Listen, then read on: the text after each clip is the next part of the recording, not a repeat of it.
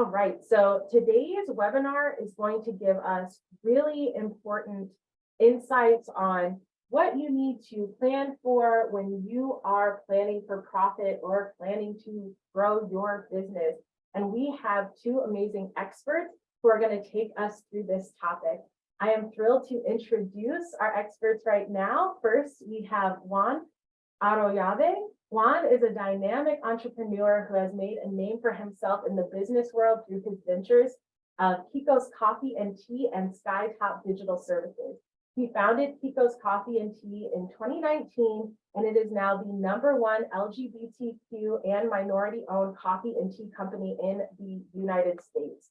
So cool. Alongside Kikos Coffee and Tea, Juan also created Skytop Digital Services, which offers comprehensive marketing services to small and medium-sized businesses. Juan's innovative and visionary approach to entrepreneurship has earned him recognition from both his local community and beyond. His passion for creating positive change in the community is reflected in his success as an entrepreneur. So great to have you with us, Juan. Thank you very much, Brittany. It's a pleasure being here and talking with you, Beth, and good afternoon and morning to those who are in the West. And I hope this is going to be very beneficial for you and your businesses. Thank you so much, Juan. We're so thrilled to have you here. And next we have Beth and Dahan. Beth Ann is one of Accion Opportunity Fund's business advisors and one of my webinar OGs. We do webinars together all the time. She has an MBA from Northeastern University, and she has used her own experience as a successful business owner to counsel hundreds of small business owners in everything from starting a business to growing and sustaining your business through difficult times. I'm so excited to have you here, Beth Ann. It's great to be here with you, Brittany, as always, and great to partner with a fellow Boston area entrepreneur in Juan. Very excited for this. So yeah, and welcome to everyone to the webinar. Yes, amazing. Okay, so we're going to go ahead and jump into it because we've got a lot of topics to cover. So first, Juan, I'd love to kick it off with you and just, can you tell me a little bit about your journey as an entrepreneur? Yeah, sure. I started really in 2019 with Kikos Coffee and Tea with the idea to bring coffee to Boston, just only Boston. Through time and a lot of feedback and a lot of mistakes, I started adding products and portfolios to my business. And I added around 50 products, including canned coffee, canned tea, coffee from different origins, different tea. When COVID happened, of course, I struggled. I almost had to close my business, and I pivoted by adding new products, changing my strategy and implementing a marketing strategy. While doing that, I found out that marketing agencies in US, they only want big companies as clients because they want the top dollars.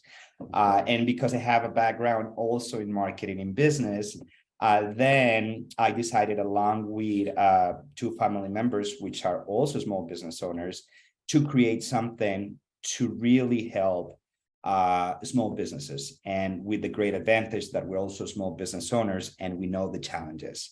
So we created Skytop, and we're very glad that it has been a success. We have already 11 team members, hiring more every month.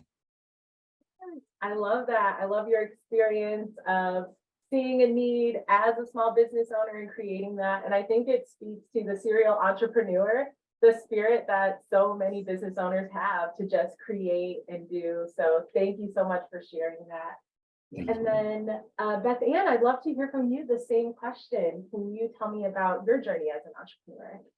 Yeah, so I started my career working in international development mostly, and then for various reasons, I decided to take a very sharp turn and go to cooking school. So I did that for a while, and then ended up opening a cafe and catering business with my brother, who is also a chef.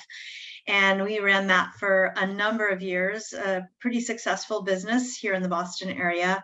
And after that, after we sold the business, I decided that I was really interested in wine, and I started studying wine, started teaching about wine, and then ended up, along with my husband, actually buying a vineyard and winery and making wine and selling wine in the marketplace. So I've had a pretty long run in the food and beverage industry, in both sort of restaurants and catering, but also in packaged beverage industry. So I've got a bit of experience there. And for the past 3 years, I've decided to take the knowledge that hopefully I've gained and pass it along to other entrepreneurs. So I've been working as a small business coach for the last 3 years, which I absolutely love, and I'm excited to be here.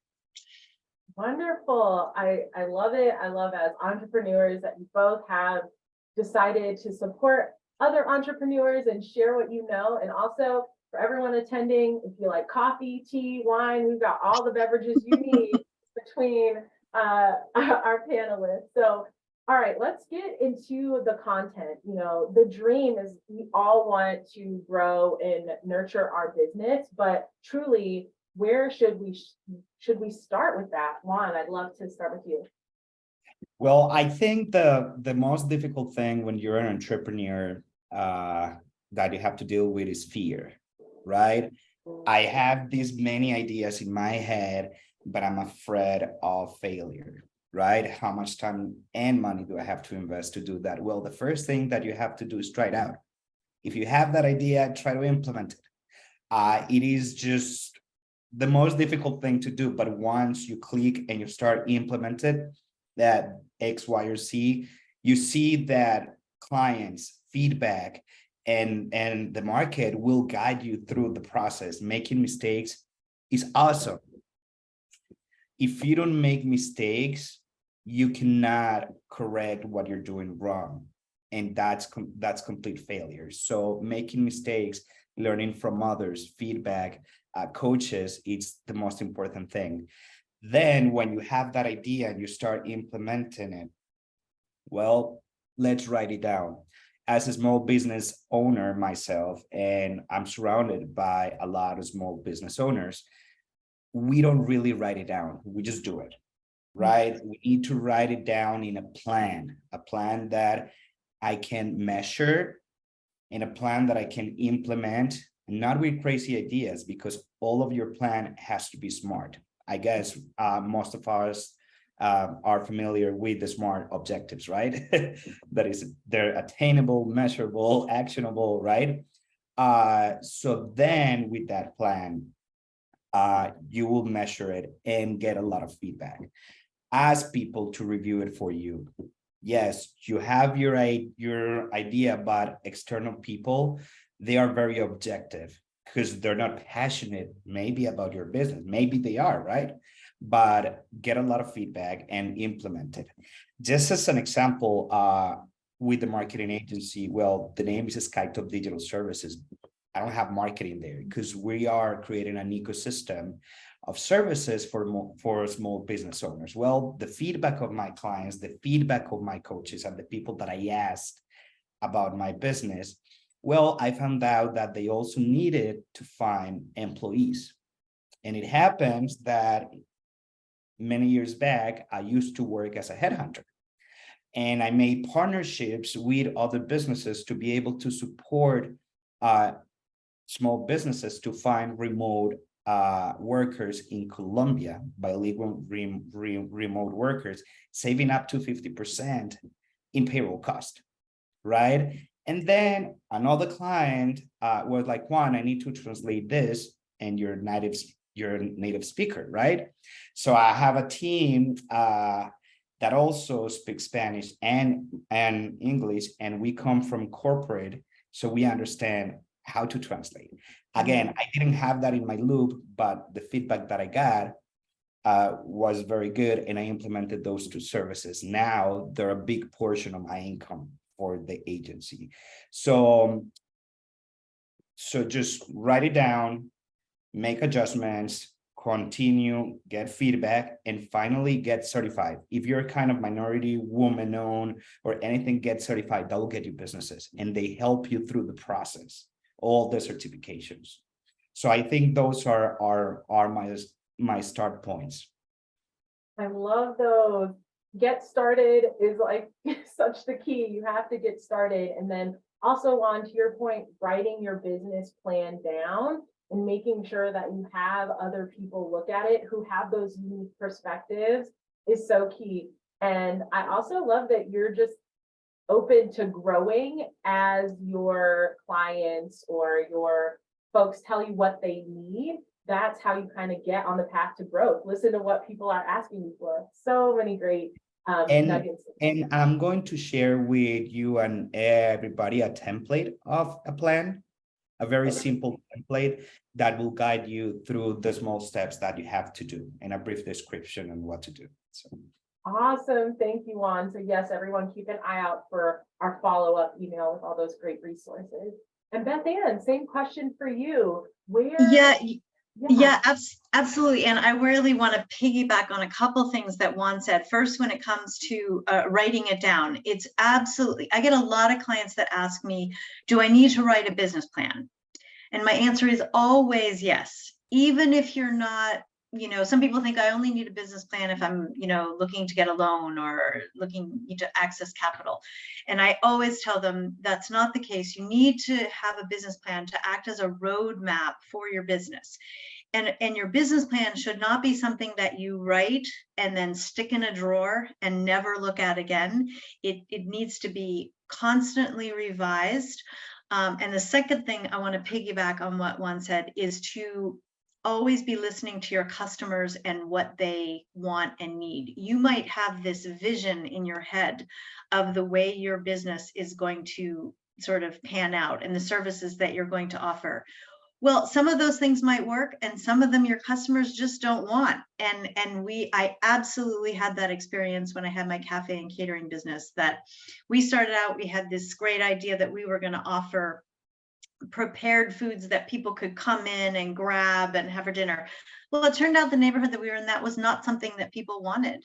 And, it took a while for us to say, okay, that's not a service that anybody wants. Let's pivot. Let's, find out from the customers what they wanted. And we, developed other things. So yeah, having a business plan, making it a living, breathing document, update it, and listen to your customers and listen to what they want, not what you necessarily want to sell. Yes, I love that. Just being open to seeing where the growth is going and taking that route. So key. Yes. Okay, so when we talk about growth, we know word of mouth is a huge tool in growing your business, people talking about you. But how can we encourage our customers to become passionate advocates for our brand? Juan, I'd love to start with you. Yeah, well, yes, there is no monetary cost on word of mouth, really. And you really need to be also having a great customer service with your clients, because they will talk about you, and try to learn from them. Who are they? What are their needs? What are they afraid of? If you really create a connection, a real connection with your clients, trust me, they will love you, no matter your product, because they feel connected. That's what you need to do, connect with your customers. So offer rewards program. I did that with Kikos. I do that with Skytop. With Skytop, for example, in social media, if you refer me somebody, I give you these additional posts, reels, videos, to really, because that's what they want, right? And trust me, every week I receive referrals, all from my current clients. Also, there's something that is extremely powerful: chambers of commerce. They help you, ask for help, beg. And I have one of my experience when I started with Kikos. I went to the Massachusetts LGBT Chamber of Commerce. I went to their office directly and I say, hey, I want to join and I don't have money. And they say, sure. So they helped me. I became a member and I didn't have to pay because I didn't really have the money to do it. Because of them, they introduced me to a lot of businesses. They introduced me to a lot of people that helped me in my journey. And I even got an award, like a grant from them. So I also got monetary benefits. So that's very, very important. And another thing, if you generally donate to certain communities, or if you're passionate about giving back, please do it. And I'm not saying just do it because of your business, but if you already do it, show it to the world, because people if they refer to the same cause, people will get connected to your brand. Again, it's not a tool just to, hey, I donate to this foundation, so come and buy from me. No, it's not about that. It's about the real work. It's about that you volunteer. It's about that you're passionate about that. So I think those are some of my tips about that. Oh, I love that. I love that you went to the chamber and you were like, I want to be a part of this and I don't have any money. And they helped you out. And I love that. It's about like seeing maybe what looks like a closed door is really an opportunity to go connect, and it paid off. And I thank you so much for sharing that. And Beth Ann, same question for you. How can we encourage our customers to become advocates for us? Yeah, so first and foremost, I want to agree with Juan with the first thing he said is to provide excellent customer service. I mean, that just right from the start, if you're not providing good customer service, then nobody's going to talk about your business in a positive way. So that needs to be the foundation of everything that you do, is to provide the best products, the best customer service, always be responsive. And then building on that, you want to, if you're using social media, if you're using, other digital marketing tactics, get people to do testimonials that you can put on your website, in your social media, all of those things. If you do have a brick and mortar shop or store or restaurant or whatever, as Juan said, be a good neighbor. Reach out to fellow businesses, be a part of the community. If you can donate in any kind of charitable way, that's really strong, but also just get to know your fellow businesses. And I'll give you an example. Right next to our cafe, there was a hair salon, and we, started using the hair salon to get our hair cut and became very friendly with the owners. And as a result, they would refer everyone to our cafe. And so you do that with other businesses in the neighborhood and establish relationships. It was a real estate broker down the street as well. We did the same kind of thing. So, those are great ways to get the word of mouth going about your business, especially if you have a brick and mortar establishment. And then again, if you have an online business, then use social media and digital marketing techniques to get those testimonials out, and try to get those reviews on, Yelp and, all of those things. Though people look at reviews, Google reviews, Yelp reviews, people do look at them. So try to encourage people to hop on and give you a good review. That is awesome, Beth. Can I add something? Yes. Yes, that's very powerful, Beth Ann.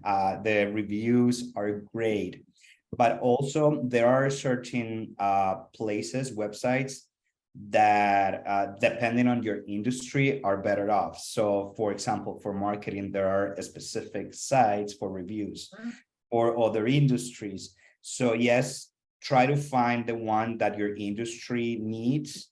But Google is always great. Like Beth Ann said, put it on your social media, everything. I totally agree with what you said. My additional thing was just find also the one page that you need to be based on your Absolutely. So cute. I love that. Google University is great. It's a great place to start if you have questions.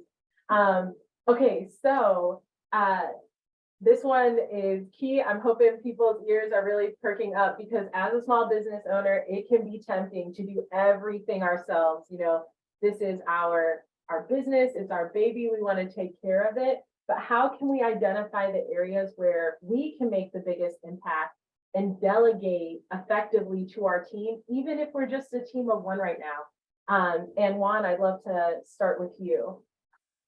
Well, that is a very tricky thing, Brittany, because as a one person show and as an entrepreneur, that's her baby. Like our business, it's her baby. So there are two big challenges with it. First, we don't want to delegate because that's her baby and we don't want other people to mess with it. And second, we don't have the time because we're generally the gopher for everything. I go and do the delivery, I go and do the accounting, I go and do the social media, I do everything, right?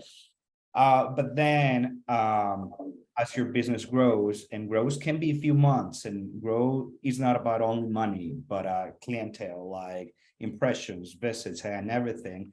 Well, you have to ask yourself, and I hope you do now, where is my time better spent? So if you are your business, are you better of selling to customers? Are you better off creating marketing strategy? That's what is your business, right? Or better producing or doing the logistics, depending on your business. So if you know that, then you can calculate, and the answer is always, if you delegate, if you outsource, for example, the bookkeeping or the social media, if you have the money, because a lot of times we don't have the money to do that. But can I buy a software to do that for me instead of me doing it personally, right? There are many alternatives with AI, with softwares that can do things for us, and we reduce the time spent while doing those things that really it's not that they don't add value, because everything adds value, but it's like that are not in the top priorities for you. So always think about how much is your hour and how much you can make if you invest that hour doing what you do best. And that's very hard to do because at the beginning, again, we have challenges with money. We have challenges with our baby that we don't want to let go.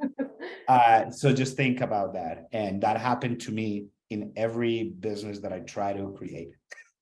Yes. Oh, so many good tips, but yes, you are so valuable. So what does an hour of your time look like doing this thing if you can delegate something less valuable, like you said, to someone else, or less top priority? And Beth Ann, same question for you.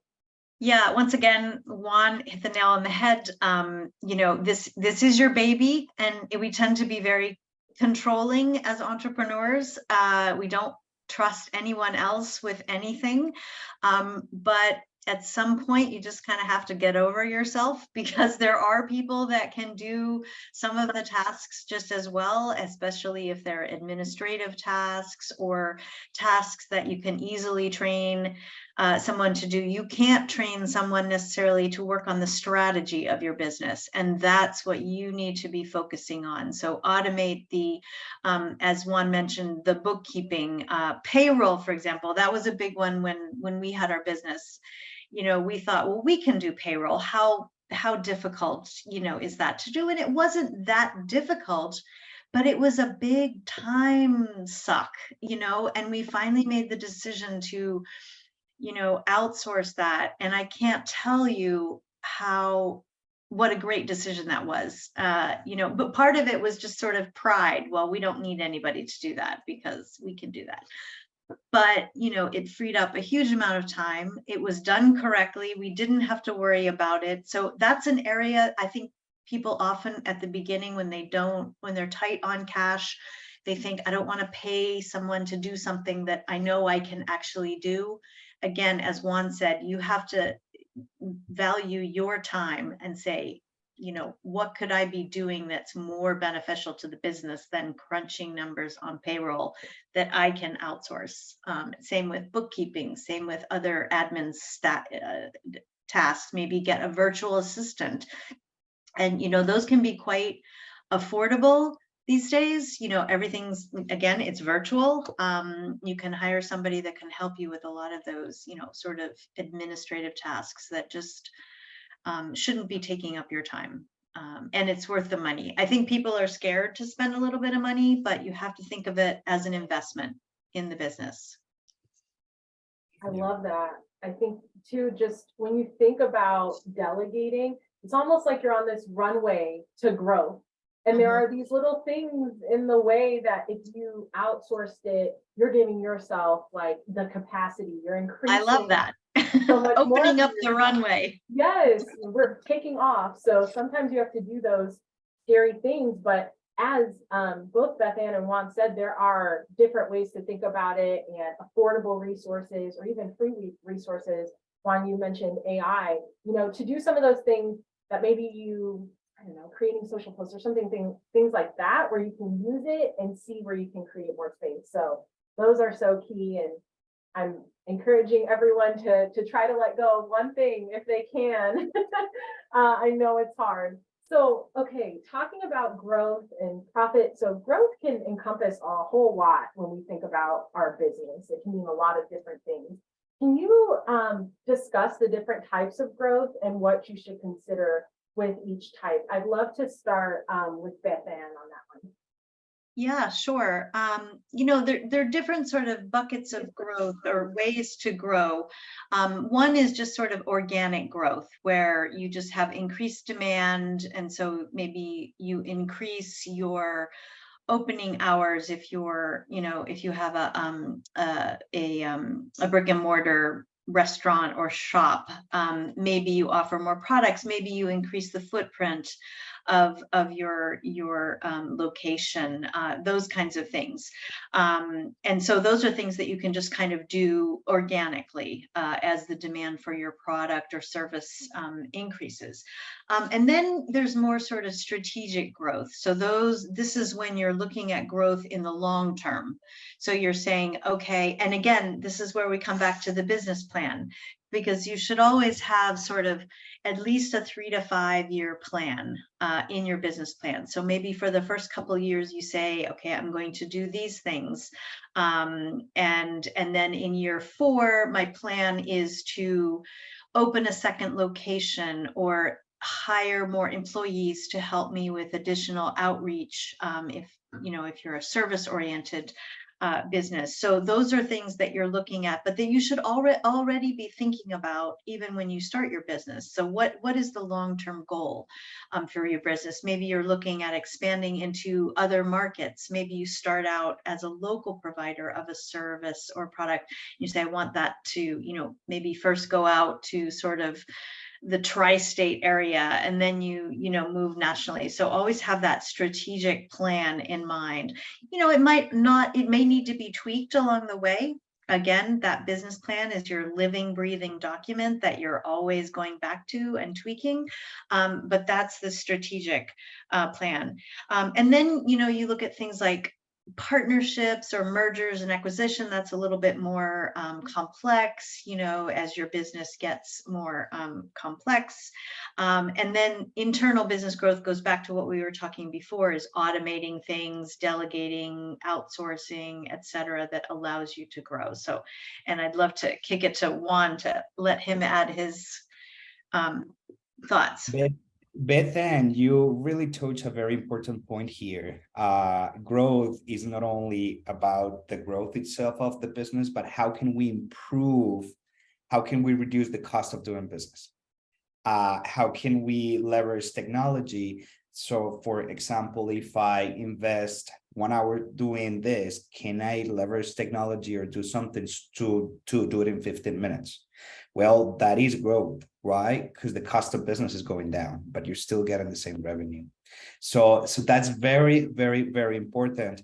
And there's always room to grow, because I've heard a lot of my clients and a lot of friends and in networking events, yes, I reached my maturity in my business, like as a small business. What else can I do? How can I make more profit? Well, look inside, review your processes to see what can you implement to really make it happen with less effort. I'm the kind of guy that I like things simple. So you don't have to work hard to do it right. Actually, the successful people work smart, not hard, right? So that is one type of growth, as Beth Ann mentioned. The other type of growth, and I'm going to focus on the organic and paid growth. Well, you cannot expect to do nothing and grow organically. That's the best thing. Just by opening a store and maybe creating few products will really add growth. You have to show it. For example, if you're opening a new store, you put it in a social media. But it's not about opening the store. What is the value that you're generating by doing that? Are you supporting our community? Are you adding products that you don't that they cannot find in that neighborhood? I mean, why generate content of value? Nowadays, people want value. They don't want you to sell stuff. They want you to follow somebody that really makes their life better. Share tips of related to your industry, right? So for example, in my coffee business, I started talking about sports. Well, it's better to drink coffee before working out than, I'm not going to say brand, but an energy drink or pre-workout or something else, right? So try to add value, and that will generate organic growth. Also, look for opportunities. A lot of times, because we're small business owners, we don't really know what to do. Well, go and look in websites that there are many websites, like including AOC, that helps where you can apply for grants or businesses. So when you get certified, you already are in a list of certified businesses and people can look out for you. So look for those opportunities. Always look for opportunities. Register to newsletters in the government, in all of the nonprofits. And once you have that information, even the chambers of commerce will give you that information. So I got one big opportunity with Kikos. I sold coffee to the US golf tournament in Boston. So I was selling cold coffee cans, the coffee that was brewed in the stations, and it was just because of that. So always look, always register to your newsletters. Information is power. I love that. Please, Dahan. Oh, no. Oh, sorry. I thought you were gonna say something. So sorry. Yeah, so many great things, but definitely thinking about growth in that there is organic growth, but it won't just happen. So like doing and taking part of those opportunities and creating more, giving yourself that time and space to expand your brand, and the strategy is what's going to contribute to your growth. So absolutely love that. Okay, so we're moving on to it's a big one. We're going to be talking finances because it's key, right? So keeping track of your finances as a small business owner, especially when we're focused on growing, it can be really overwhelming. So what are some simple ways to stay on top of our books and make smart decisions based on our finances? Beth Ann, I'd love to start with you.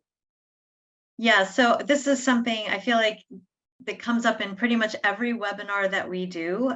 It always comes back to staying on top of your finances. And I can never emphasize this enough, is having a strong system for keeping your books. And that may mean, if that's not necessarily your forte, that might mean outsourcing that, or having a family member help you with it, because not everyone is great. Somebody may have a great creative idea, but they're not necessarily, the strongest at financial management. Don't be afraid to ask for help on that or to outsource that.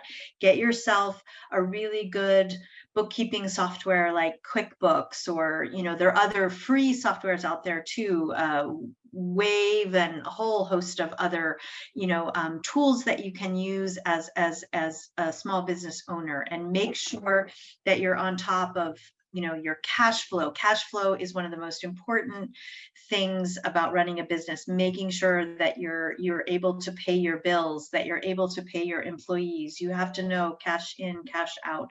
Make sure you stay on top of that. Manage your inventory if you're selling a product either online or in a store.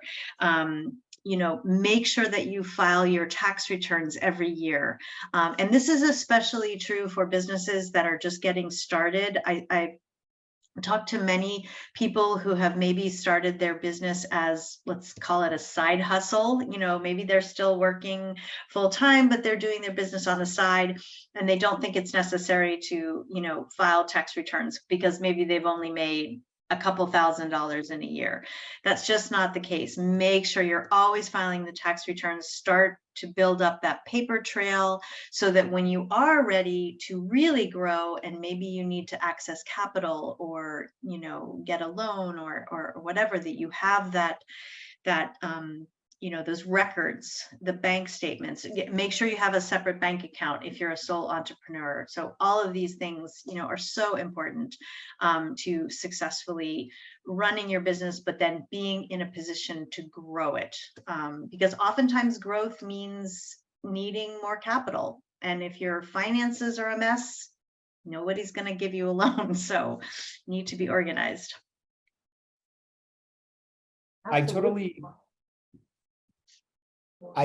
agree with you, Beth, and that's extremely important. But before I say something, I want to kind of address one of the comments in the chat, that there are no grants for startups. Yes, they're hard to find because generally, if they come from a bank, I was lucky, but because I was looking for them, I got a grant through, in that time, Ascendus. It was Ascendus back then. I didn't have a financial stability. I didn't have the time required. I got a grant. I got a grant through the Massachusetts Chamber of Commerce when I was just starting. I got a grant. So it is like there are grants available. And yes, most of the grants out there are for businesses after 2 years of being established, or with X amount of employees, and they're not solopreneurs. So yes, that is a reality, but there are grants that support real small businesses. I even got a loan at that time through Ascendus. I got a loan with minimum information, because there are type of organizations that really, really care about small businesses. And again, that's why I created my agency, because I wanted to care about small businesses. Unfortunately, there aren't many out there, like big corporations, banks that give you loans and grants, but there are some. So keep searching. I encourage you to keep searching, because there are many there. My suggestion, go to Alice.com. I believe that is the website, Alice. There's kind of a hub of entrepreneurs, and they constantly send newsletters about grants, about anything that they have to support. Also, just go to AOF website, that you have a lot of information, not only from them, but from other entities to support small businesses. So now, going back to the main question. I do agree with Beth Ann. Cash flow is super important. The filing taxes, profit and loss, and I'm going to give you some tips, and maybe most of you will have knowledge on how to read a cash flow, how to read your taxes, how to read a profit and loss. I think the start point is there are many webinars and free tools online. Just Google, hey, how to read a profit and loss, how to read this. Just first understand how to read that, because even if your accountant will send you that, yes, but what does this mean, right? So the cash flow is very important, because that's how do I have enough money to really invest in XYZ or not? Really, I cannot support my business next month or the following months because I don't have enough cash flow. Profit and loss. Is my cost too high to run my business? Do I have to increase my pricing? That happened to me just by reading my profit and loss. And I found out that my cost was 90% of my business. And then I realized, no, I have to reduce cost. I have to go to my processes, reduce time, increase my prices without losing quality, like all of that without losing quality. And all of that was only by reading my profit and loss, right? Of course, get feedback from the accountants. There are many good accountants that give good pricing to small businesses. Don't go to the biggest ones because they charge a lot. And as a small business owners, we need to keep our finances secure too. So I see one of the questions in the chat. What is the ideal percentage of expenses in a profit and loss statement? So that varies per industry, right? There are industries that a 20% profit is good, but I personally believe that having at least 40% of profit, minimum 48% of profit is ideal. Why? Because you have a business just not because of the fun of it, but your baby will need to make money and you need to live out of it. So it needs to give you money.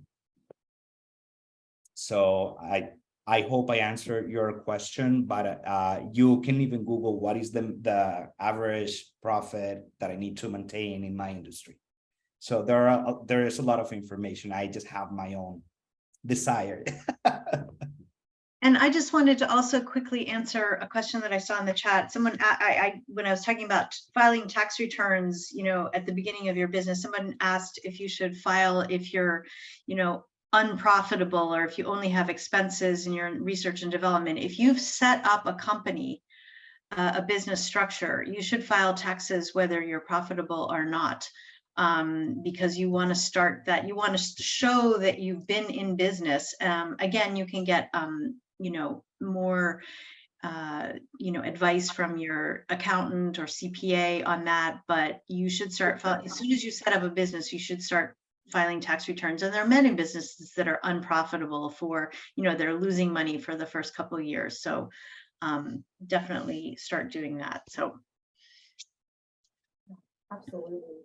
And there are just so many great feedback coming in the chat. We're seeing your questions, so please continue to ask those because it adds a lot to the conversation. And I'm dropping about 1 billion links in the chat, but you can dive deeper into all of these topics. So I really want to provide you guys with opportunities to go further. And soon we'll drop a link for free coaching. So business coaching, let's say you want someone to go on this journey with you or get really deep down into your business and talk about your specific situation, we have that link coming up too.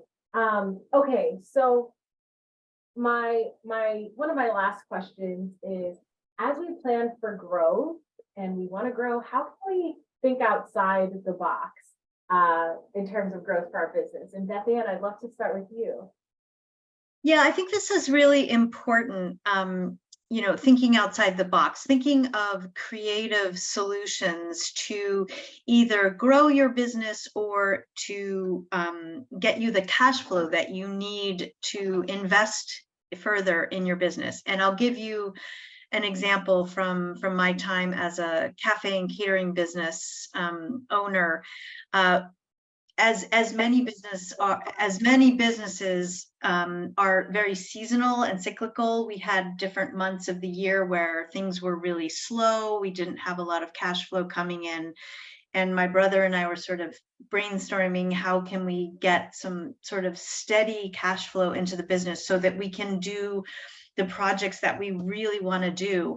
And we came up with the idea of marketing our services to local private schools that needed someone to provide lunch programs. And so we pitched our idea to a local private school that was close by and said, hey, you know, we can provide your lunches every day. And they went for it. And we did that for the next 4 years. And it provided a steady, you know, cash flow, you know, except for the summer, obviously, but all throughout the school year. So 9 months out of the year, we had this steady cash flow. Now, granted, my brother used to, you know, complain that he didn't go to cooking school to make macaroni and cheese, but it provided us that base to then go out and expand the catering business that we really wanted to do. You know, that we were able to purchase a catering truck and more equipment, and we were able to do those catering jobs that we really liked. So again, think outside the box, think about things that, you know, maybe aren't super glamorous, but that are going to provide you with the tools and the capital that you will need to do the things that you really want to do in your business. I'd love to hear what Juan has to say. Yes, well, thinking outside of the box is very important, but the difficult part is how to do it, right? So I think there's a tool that that will help you get to think outside of the box, is try to find the needs of the market, the needs or the problems that you have had in the future. Ask people, why are you using this service? Why are you getting this product? So if you focus on the needs, even the challenges, you will start thinking, I can do X, Y, and Z. So the more specific that you are, the easier to think outside of the box, because now you're solving little issues and you don't have to change like the whole thing. Of course, thinking outside of the box is also that, changing my whole service. How do I change this process to achieve X, Y, or Z? I have a clear example. In Massachusetts, there was a grant called Empower Digital Grant that gave small businesses and the requirement, I think it was just 1 year of being in business. I don't remember very well. So they were given $5,000 for marketing capabilities to small businesses. And basically they had to look for marketing providers and then upload a bunch of documents, crazy forms, very difficult. So basically what I found out that 3 of my clients wanted to do it, but they couldn't, not even with the help of the sponsor, right? And some of them got rejected. So then I thought, well, what if I help them? What if I become a subject matter expert by doing that? It's not marketing. I'm just being an admin person helping them do that, right? But because of that, most of the people that I helped got the grant, and now my business is booming because of that. And my effort was not in marketing. My effort is I saw the challenge that they were having, and then I helped them. So again, with my answer is like thinking outside of the box can be anything. But if you focus on a challenge or a need or anything, it will definitely help your business. I love that one. I know that program and I know how complicated it was. You hit the nail on the head. Oh my goodness, so many great tips, and I see some questions in the chat that I want to move into our live Q&A because we have some great feedback. So this first question is for Juan. Oh, it went away. Oh, Juan, you answered it. I answered that one, but I will actually kind of give more information. So the question was that, how did you start the agency? Because it's very difficult and you have to showcase your past work.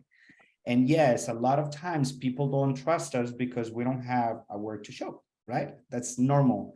It was indeed very difficult. And I started knocking on doors.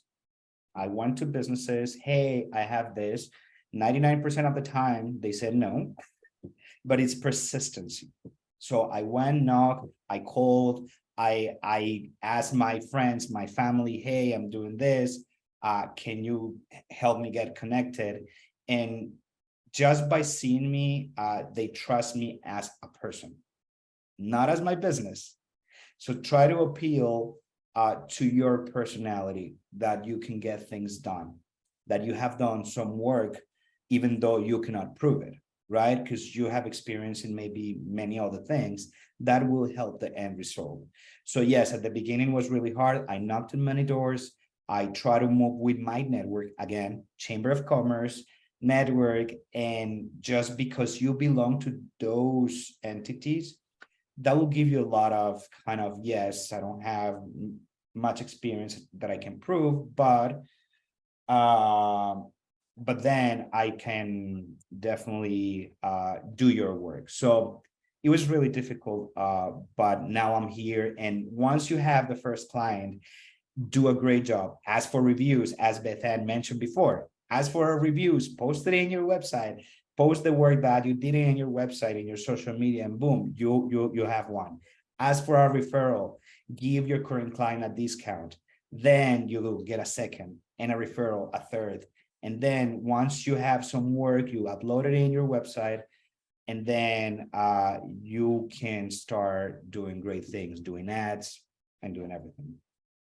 And I want to just add one thing about reviews that I meant to mention before. You know, inevitably, someone's going to give you a bad review at some point, and nobody likes to get bad reviews. What's important, I mean, unless the review is just completely, you know, the reviewer is off their rocker or something, but if they give you a bad review and it's a legitimate concern, it's important to respond publicly to show that you care about the review and say, I'm sorry that you had this bad experience with my business.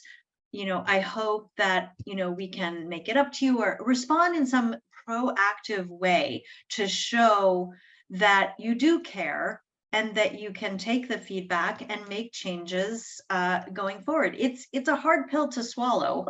I won't lie. If someone gives you a really bad review and you feel like you don't deserve it, it's hard. It's hard to sort of swallow your pride and do that, but it's very important. And then other people will see this business really cares. They're taking the time to respond, and, you know, hopefully make it right. So. Yeah, Beth, and that's very important. And also never reply to the emotion. Reply 100%. to the fact, to the fact, right? So Yes. that's very important. And it's hard. It's hard. Yeah. I won't say it's easy. Your first instinct is, but you take a step, take a breath. Yeah. So I want to answer, maybe Beth Ann, you want to take it. How do you address a bad review if they've never been to your business? Do you want to address that, or because there's another one that I would like to talk about? Go ahead, Juan. Yeah, go ahead. So again, facts. So first, I'm sorry that you experience a bad service in my business, but if that person hasn't been there, can you please give me the details so I can improve what I did wrong? If the person hasn't been there, they won't answer anything because they don't know anything about your business. Again, everything is accept the feedback. Thank you very much for your feedback. This is what makes us better and improve every time. I would like you to share more details about what specifically happened so I can improve it, and it will never happen again. I actually invite you back in so you will see how we improve. I will answer something like that. But again, Beth Ann, please give No, I more. think that's great. I know we're running out of time, but I think you answered it perfectly. Yeah. Yes, I would like to answer this additional question. It's very important. If you have a pro bono work you've done, can this be used for past performances? I think this is very important because you can actually, if you ask the client that you can showcase that currently working on, you should, but you have to get permission of your client. I would That's agree. Such a good tip. I feel like this webinar could be 8 different webinars. So I just want to thank everyone so much for coming in, and really all of the folks who are out there, the entrepreneurs. Thank you so much for your additions in the chat. It was extremely useful. Please keep an eye out for tomorrow, that follow-up. It's going to have all those great resources. Even if you missed them, don't worry. If you've heard us talking about some resource, I promise it will be in there. I want to thank Beth Ann. I want to thank Juan for being our expert panelist. You shared a wealth of information, and I hope everyone attending today feels better and more prepared to get some really great growth in their businesses here. Thank you all, and we will see you next time. Thank Bye. you. Bye, everyone. Thank you.